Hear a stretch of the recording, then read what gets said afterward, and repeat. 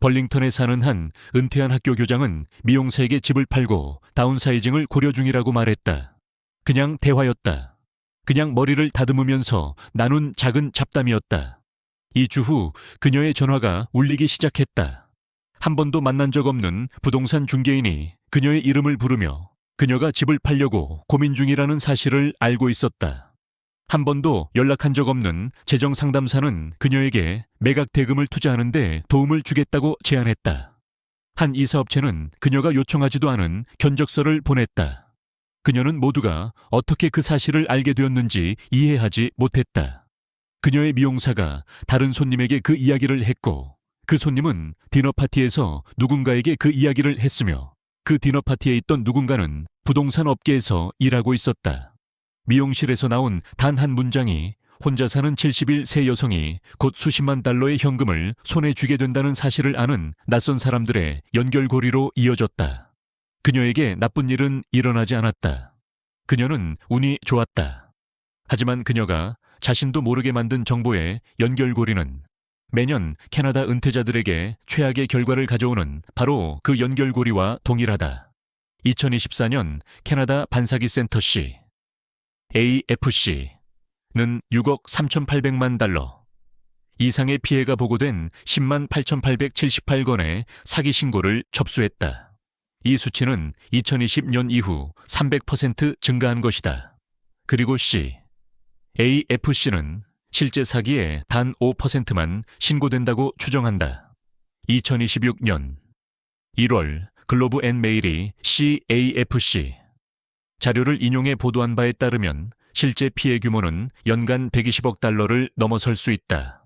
60세 이상 시니어들은 전체 신고 건수는 더 적었음에도 불구하고 전체 금전 피해액의 40.3%를 차지했다.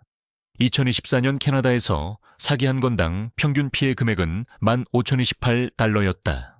이것은 이론적인 숫자가 아니다. 이들은 잘못된 사람에게 잘못된 시점에 무언가를 말했고 평생 벌어온 돈을 잃어버린 은퇴한 캐나다인들이다. 이 영상은 55세 이후 캐나다 은퇴자들이 더 이상 공유해서는 안 되는 8가지에 관한 이야기다. 당신이 편집증적이어서가 아니다. 당신이 무심코 공유하는 정보가 당신이 35세였을 때와는 다른 재정적 무게를 가지게 되었기 때문이다. 그리고 그 정보를 악용하는 사람들은 모두 낯선 사람들이 아니다. 그들 중 일부는 당신이 아는 사람들이다. 이 영상은 교육 목적으로 제작되었으며 세금, 법률 또는 재정 자문이 아니다.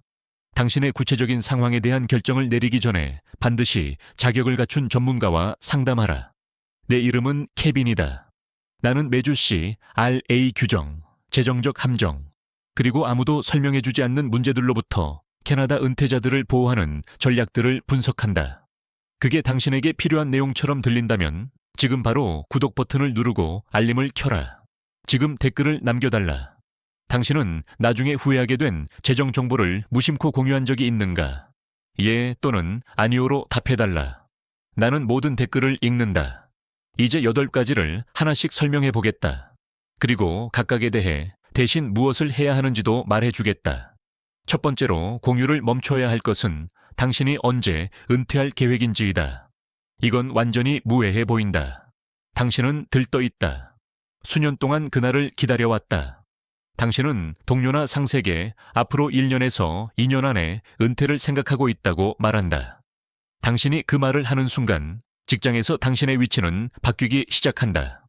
당신은 더 이상 조직이 투자하는 사람이 아니다. 당신은 조직이 교체를 준비하는 사람이 된다. 교육 기회는 더 젊은 직원들에게 돌아간다.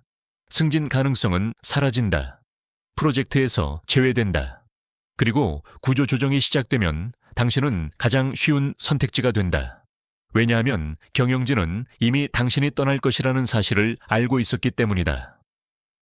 2024년 온타리오 인권위원회 보고서는 캐나다 직장에서의 연령 차별이 여전히 가장 흔하게 신고되는 차별 유형 중 하나이며 특히 55세 이상 근로자들이 불균형적으로 영향을 받고 있다고 확인했다.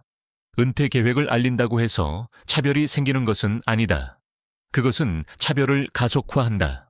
사람들에게 당신을 다르게 대할 이유를 제공하고 그들은 그것을 스스로 정당화하게 된다.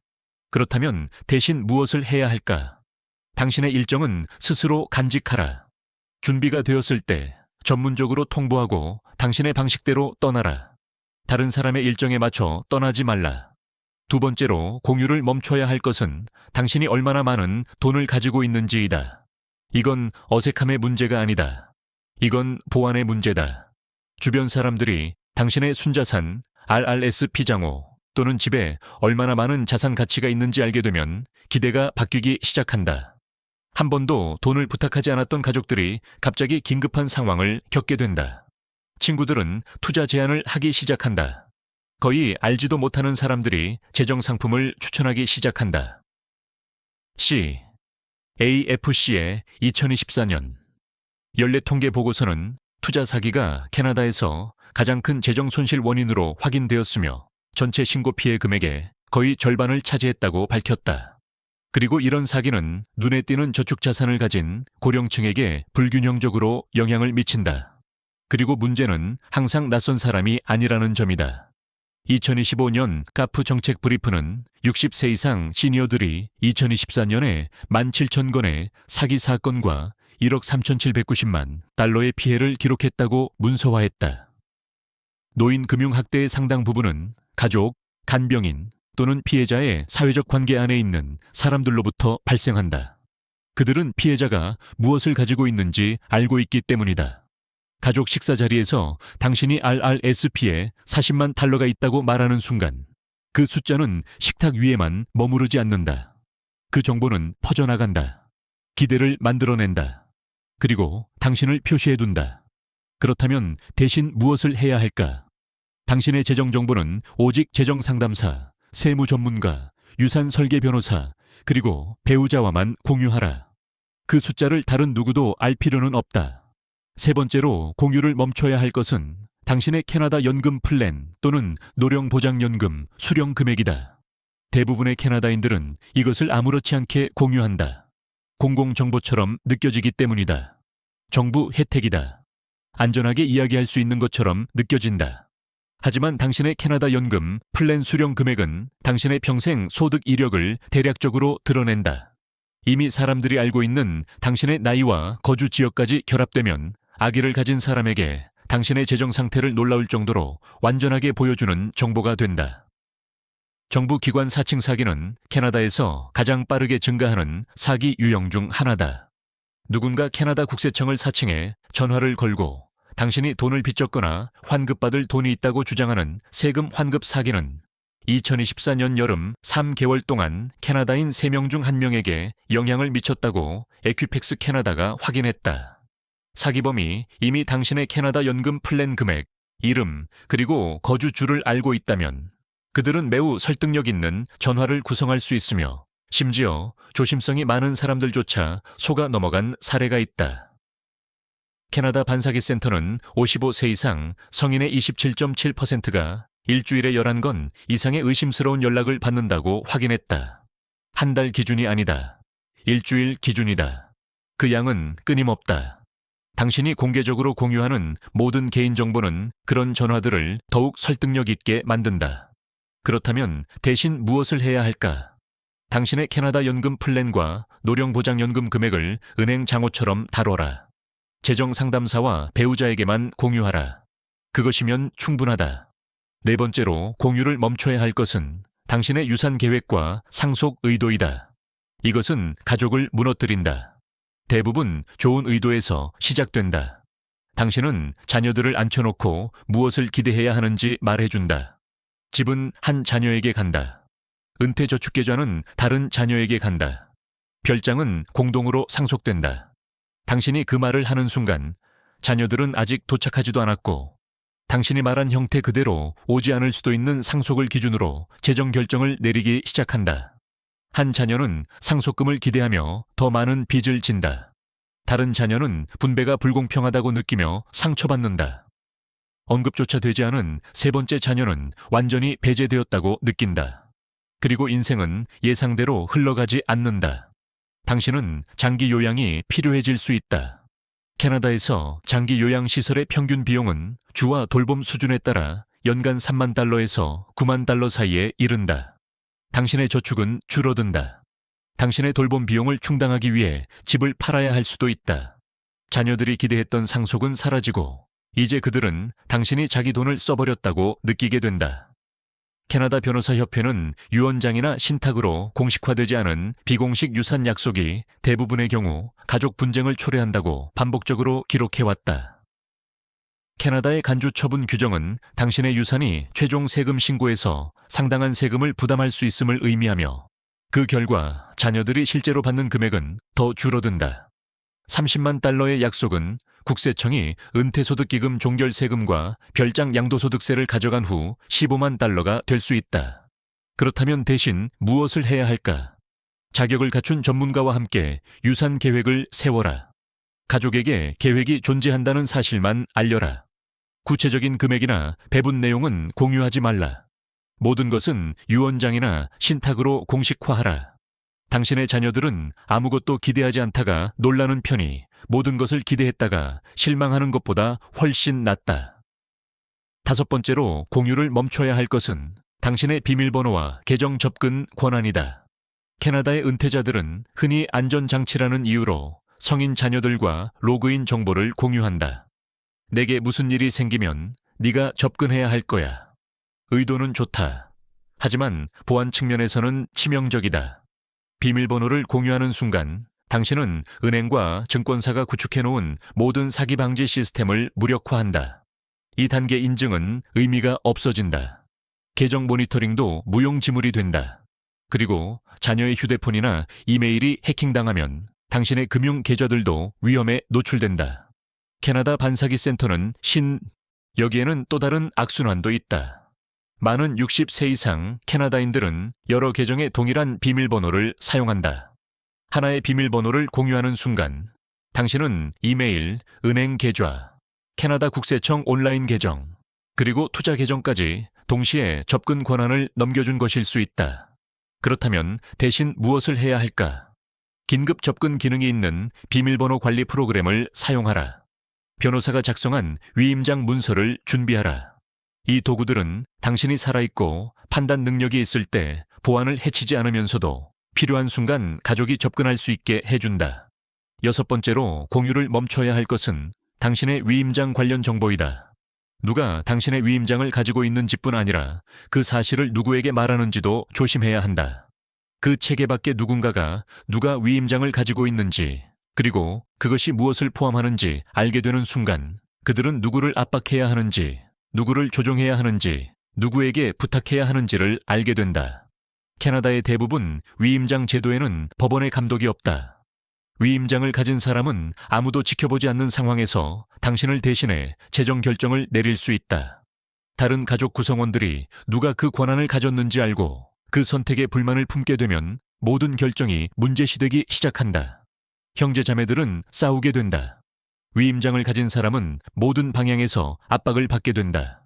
그리고 부모는 그 한가운데에 끼이게 된다. 2024년 국립노인돌봄이니셔티브 보고서는 재정적 학대가 캐나다에서 가장 흔한 노인학대 유형 중 하나이며 대부분 가족 구성원이나 신뢰받는 위치에 있는 사람들에 의해 발생한다고 확인했다. 그렇다면 대신 무엇을 해야 할까? 변호사를 통해 위임장을 준비하라. 의사의 인증이 있어야만 효력이 발생하는 발동 조항을 사용하라. 당신의 변호사와 위임장 소지자에게만 알려라. 그 내용을 더 넓은 가족에게 공개적으로 알리지 말라. 7번째로 공유를 멈춰야 할 것은 당신의 건강 상태이다. 직장에서 55세 이후 건강 상태를 공개하면 고용주가 당신의 능력을 바라보는 방식이 바뀔 수 있다. 그것은 이미 고령 근로자들에게 영향을 미치고 있는 주변화 현상을 더욱 가속화할 수 있다. 온타리오와 연방인권위원회가 고용 분야에서의 연령 차별을 가장 지속적인 직장 차별 유형 중 하나로 기록하고 있는 나라에서 진단 결과를 공유하는 것은 고용주에게 당신의 나이에 관한 결정을 내부적으로 정당화할 수 있는 이야깃거리를 제공하게 된다. 사회적으로도 건강 상태를 공유하면 건강 관련 사기의 표적이 되기 쉽다.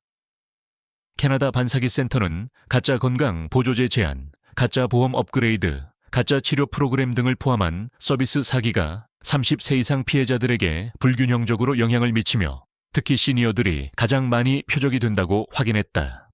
이미 당신의 상태를 알고 있는 누군가가 해결책을 제안하며 전화를 걸어오면 그것은 단순한 무작위 전화보다 훨씬 더 신뢰감 있게 들린다. 그렇다면 대신 무엇을 해야 할까? 건강 정보는 의사, 배우자, 그리고 돌봄 목적상 반드시 알아야 하는 가까운 가족들과만 공유하라. 안전하게 일하는 능력에 직접적인 영향을 주지 않는 한 당신은 고용주나 사회적 관계에 의료 정보를 공개할 의무가 없다. 8번째로 공유를 멈춰야 할 것은 당신의 재정 전환 시기이다. 은퇴 직전과 직후 몇 달은 당신 인생에서 가장 재정적으로 취약한 시기 중 하나다. 은퇴저축계좌에서 은퇴소득기금으로의 전환, 연금 일시금 지급, 퇴직금 패키지, 단체 은퇴저축계좌를 개인 은퇴소득기금 계좌로 이전하는 과정. 갑자기 당신의 계좌를 통해 평생 어느 때보다 더 많은 현금이 움직이게 된다. 투자 사기범들은 이 시기가 존재한다는 사실을 알고 있다. 캐나다 반사기 센터의 2024년 보고서는 투자 사기가 캐나다에서 가장 큰 손실 유형이며 최근 큰돈을 손에 쥔 고령층을 불균형적으로 노린다고 확인했다. 방금 은퇴했어요. 또는 오늘이 마지막 출근 날입니다. 같은 사회관계망 게시물은 당신이 막 큰 재정적 이익을 손에 넣었다는 신호를 세상에 보내는 것이다. 심지어 단체 은퇴저축계좌를 개인 은퇴소득기금으로 옮겼다고 친구들에게 가볍게 말하는 것조차 듣는 사람들에게 당신이 아직 완전히 익숙하지 않을 수도 있는 새 계좌에 큰 금액을 가지고 있다는 사실을 알려주는 셈이다. 바로 그런 유형이 사기범들이 찾는 대상이다. 그렇다면 대신 무엇을 해야 할까? 재정 전환 과정은 조용히 처리하라. 재정 상담사와 함께 진행하라. 돈이 계좌에 완전히 정착되고 새로운 소득 구조가 자리 잡기 전까지는 사회관계망에 은퇴 소식을 올리지 말라. 먼저 조용히 축하하라. 공개 발표는 나중에 하라. 이제 이 8가지를 모두 연결해 보겠다. 왜냐하면 진짜 그림은 여기서 드러나기 때문이다. 누군가가 당신이 곧 은퇴한다는 사실을 알고, 당신이 대략 얼마를 저축했는지 알고, 당신의 캐나다 연금 플랜 금액을 알고, 당신이 집을 딸에게 남길 계획이라는 사실을 알고, 당신의 건강이 악화되고 있다는 사실을 알고, 당신이 방금 큰 은퇴저축계좌를 이전했다는 사실까지 안다면 그 사람은 당신 인생의 완전한 재정 초상화를 가지게 된다. 그 사람은 당신의 사회적 네트워크를 통해 흘러다닌 대화 조각들을 모아 그림을 완성한 낯선 사람일 수도 있다. 그 사람은 이제 기대를 품게 된 가족 구성원일 수도 있다. 그 사람은 디너 파티에서 누군가에게 들은 이야기를 통해 소개를 받은 금융상품 판매원일 수도 있다. 벌링턴의 은퇴한 학교 교장은 아무 잘못도 하지 않았다. 그녀는 단 한 사람에게 단 한 가지를 말했을 뿐이다. 하지만 하나는 또 다른 하나로 이어지고 또 다른 하나로 이어진다. 그리고 정신을 차려보면 당신이 한 번도 만난 적 없는 사람들 사이에서 당신의 개인 재정 정보가 떠돌고 있게 된다. 55세 이후에는 무심코 정보를 공개하는 행위의 재정적 무게가 그 어느 때보다 커진다. 당신은 잃을 것이 더 많고 회복할 시간은 더 적으며 이 정보를 악용하는 사람들은 인공지능으로 생성된 딥페이크, 국세청 사칭 전화번호, 그리고 실제 정부기관 직원처럼 들리는 대본까지 활용하면서 이전보다 훨씬 더 정교해졌다. 캐나다 반사기 센터는 인공지능 기반 사기가 2026년 캐나다 시니어들에게 가장 빠르게 증가하는 위협이라고 확인했다. 딥페이크 음성 복제는 긴급한 돈이 필요하다며 전화하는 손주의 목소리까지 재현할 수 있다. 인공지능으로 생성된 웹사이트는 당신 은행의 로그인, 화면을 픽셀 단위까지 그대로 복제할 수 있다. 발신번호 조작은 당신 화면에 실제 은행 전화번호를 표시할 수도 있다. 이 모든 것에 대한 방어 수단은 기술이 아니다. 침묵이다. 사람들이 당신의 재정 생활에 대해 적게 알수록 낯선 사람이든 가족이든 그 정보를 악용하기는 더 어려워진다. 여기 이번 주 실행해야 할 행동 목록이 있다. 이번 주에 해야 할 5가지다. 첫째, 직장에서 당신의 은퇴 시기를 더 이상 공유하지 말라. 이미 공유했다면 그 사실 자체를 되돌릴 방법은 없다. 하지만 오늘 이후부터는 공식적으로 통보할 준비가 될 때까지 그 날짜를 혼자만 알고 있어라. 둘째, 누가 당신의 재정 숫자를 알고 있는지 점검하라. 지난 1년 동안 당신이 저축, 은퇴저축계좌, 집값, 연금에 대해 나눈 모든 대화를 떠올려보라. 전문가 집단 밖에 누군가가 구체적인 숫자를 알고 있다면 그 숫자는 당신이 생각하는 것보다 더 멀리 퍼졌을 가능성이 있다는 점을 인식해야 한다. 셋째, 비밀번호 관리 프로그램을 설정하라. 모든 금융 계좌를 서로 다른 강력한 비밀번호로 변경하라. 2단계 인증을 제공하는 모든 계좌에서 그것을 활성화하라. 특히 캐나다 국세청 온라인 계정, 은행, 그리고 증권 계좌는 반드시 그렇게 해야 한다. 비밀번호를 누구와도 공유하지 말라. 대신 비밀번호 관리 프로그램을 통해 긴급 접근 기능을 설정하라. 넷째, 아직 변호사와 함께 유산 계획을 공식화하지 않았다면 이번 달 안에 하라. 자녀들에게 한 구두 약속은 유산 계획이 아니다. 그것은 미래 갈등의 원인일 뿐이다. 공식화하라. 문서화하라. 구체적인 내용은 당신과 배우자, 그리고 변호사 사이에만 두어라. 다섯째, 캐나다 반사기 센터 신고 시스템에 등록하라. 의심스러운 전화나 메시지를 받았다면 신고하라. 캐나다 반사기 센터는 신고 내용을 이용해 사기 패턴을 추적하고 공공 경고를 발령한다. 그들이 더 많은 신고를 받을수록 진행 중인 사기를 더 빠르게 식별하고 차단할 수 있다. 당신은 안티프로드 센터 캐나다에서 신고할 수 있다. 마무리하기 전에 이 8가지 정보 공개가 어떻게 서로 연결되는지를 보여주는 실제 사례 3가지를 설명해야 한다.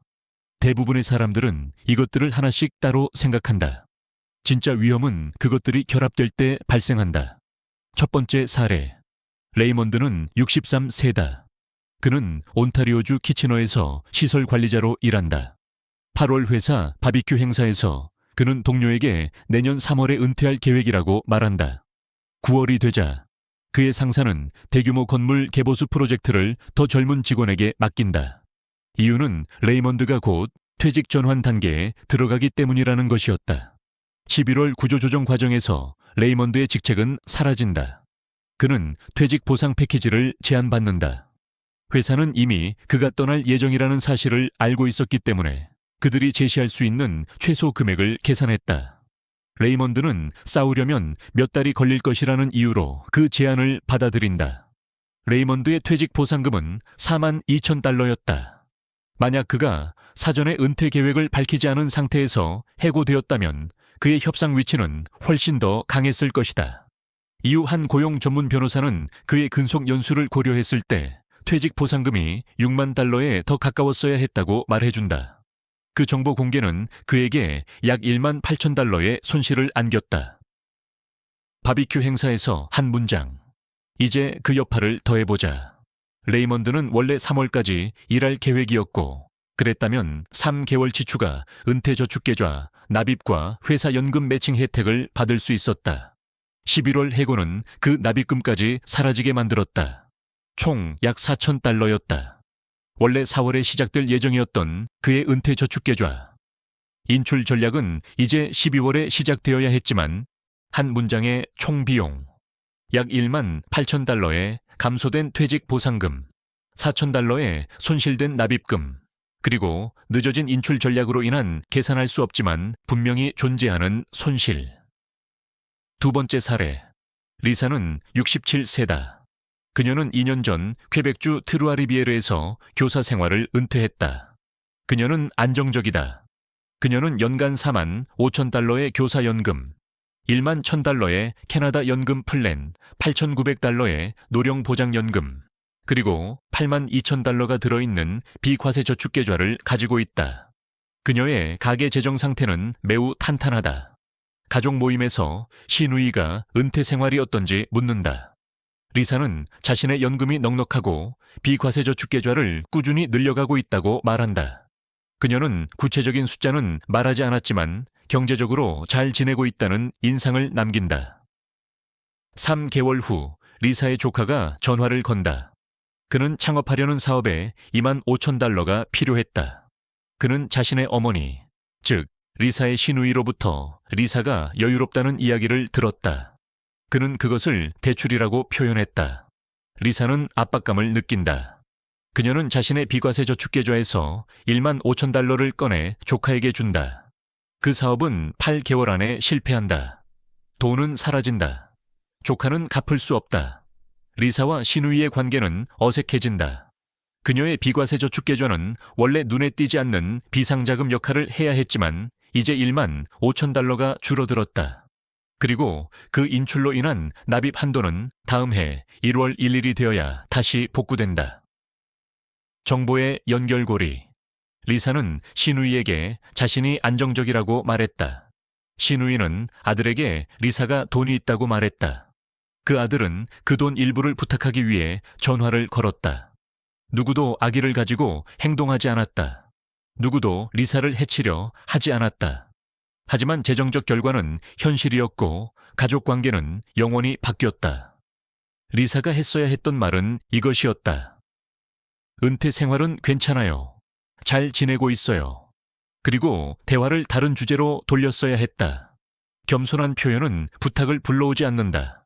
여유롭다는 표현은 부탁을 불러온다. 세 번째 사례. 데니스는 74세다. 그는 뉴브런즈윅주 몽크턴에서 혼자 살고 있다. 그의 아내는 2년 전에 세상을 떠났다. 그 이후 그는 혼자 재정을 관리해왔다.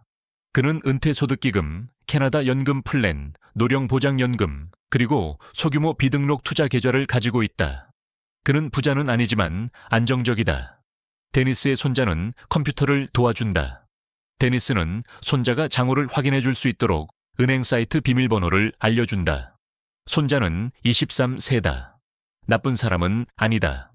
하지만 그의 휴대폰은 제대로 보안 설정이 되어 있지 않았다. 그는 같은 이메일 주소를 자신의 사회관계망 계정, 데이트 앱, 그리고 휴대폰 메모장에 저장된 할아버지 은행 비밀번호와 연결해 사용하고 있었다. 6개월 후 손자의 이메일은 데이터 유출 사고로 침해당한다. 해커는 휴대폰 메모에 접근한다. 그 안에는 데니스의 은행 로그인 정보도 있었다. 은행의 사기 탐지 시스템이 발견하기 전까지 1만 1천 달러가 3번의 거래를 통해 데니스의 계좌에서 빠져나갔다. 데니스는 4개월간의 분쟁 해결 과정 끝에 대부분의 돈을 되찾았지만 감정적인 상처는 금전적 피해보다 더 컸다. 그는 더 이상 자신의 손자를 신뢰하지 못하게 되었다. 손자는 죄책감과 수치심을 느낀다. 원래 데니스를 보호해야 했던 관계가 오히려 공격의 통로가 되어버렸다. 데니스가 했어야 했던 일은 이것이었다. 변호사를 통해 위임장을 준비하고 긴급 접근 기능이 있는 비밀번호 관리 프로그램을 사용하며 손자에게 도움을 줄 수 있는 권한은 주되 금고에 열쇠 자체를 넘겨주지는 않는 것. 이 세 가지 사례는 특별한 일이 아니다. 이런 일들은 캐나다에서 매일 일어난다. 그리고 모든 경우에서 시작점은 악의 없이 결과를 인식하지 못한 채 가볍게 공유된 정보 한 조각이었다. 나는 매일 여러분의 댓글을 본다. 가장 흔한 질문은 이것이다. 이게 내 상황에는 어떤 의미인지 어떻게 알 수 있나요? 바로 그 이유 때문에 나는 인공지능 도구를 사용해 여러분 자신의 숫자로 은퇴 세금 문제를 몇 분 안에 해결하는 방법을 가르쳐주는 가이드를 만들었다. 만약 이 영상들이 여러분에게 가치가 있다면 그 가이드가 다음 단계다. kevinretires.shop 설명란의 링크를 누르거나 화면에 QR코드를 스캔하라. 이제 원래 버전의 조언에서는 항상 빠져있는 캐나다 특유의 재정적 측면을 설명해 보겠다. 캐나다에서 당신의 비과세 저축계좌는 보이지 않는다. 단지 국세청에만 보이지 않는 것이 아니다. 모든 사람에게 보이지 않는다. 비과세 저축계좌에서 돈을 인출해도 정보 명세서는 생성되지 않고 소득 명세서도 제출되지 않는다. 그 인출은 세금 신고서에 나타나지 않는다. 노령보장연금 환수 계산에도 영향을 주지 않는다. 저소득 보조금에도 영향을 주지 않는다. 어떤 소득 심사도 유발하지 않는다. 그리고 이 영상에서 가장 중요한 부분은 당신과 당신의 은행 외에는 아무도 그 사실을 모른다는 점이다. 비과세 저축계좌는 캐나다에서 가장 사적인 금융 계좌다.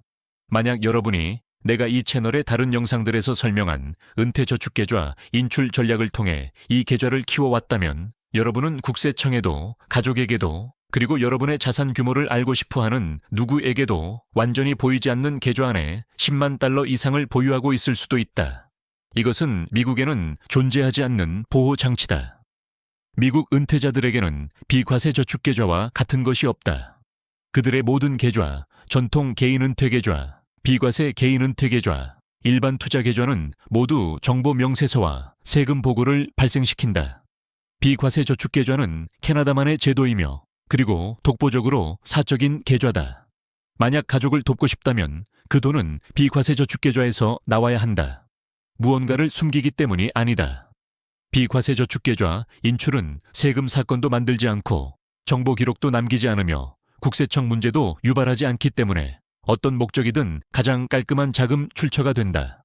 그리고 만약 여러분이 자신이 가진 돈을 알고 있는 사람들이 돈을 요구하는 상황으로부터 스스로를 보호하고 싶다면 절대 이야기하지 말아야 할 계좌가 바로 비과세 저축 계좌다. 저녁 식사 자리에서 비과세 저축 계좌 잔액을 언급하지 말라. 미용세계 비과세 저축 계좌 수익이 좋다고 말하지 말라. 사회관계망에 비과세 저축 계좌 이야기를 올리지 말라. 2026년 비과세 저축 계좌 납입 한도는 연간 $7,000이며 이는 캐나다 정부 공식 사이트에서 확인된 내용이다. 2005년부터 자격이 있었던 사람의 누적 한도는 $10만 9천.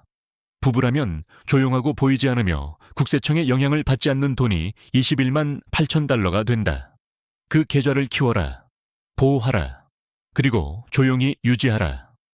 55세 이후에 여러분이 개발할 수 있는 가장 가치 있는 재정 기술은 투자 기술이 아니다. 세금 계획도 아니다. 유산 설계도 아니다. 물론 그것들도 중요하다. 하지만 가장 큰 피해를 막는 기술, 가장 많은 돈을 보호하는 기술, 가장 많은 가족을 지켜주는 기술은 언제 아무 말도 하지 말아야 하는지를 아는 것이다. 조용히 은퇴하라. 조용히 전환하라. 비밀 유지 의무가 있는 전문가들과 함께 재정 구조를 구축하라. 그리고 누군가가 요즘 어떻게 지내세요? 라고 물으면 대답은 언제나 같다. 우리는 잘 지내고 있습니다. 물어봐 주셔서 감사합니다. 바로 그것이 이 채널의 존재 이유다.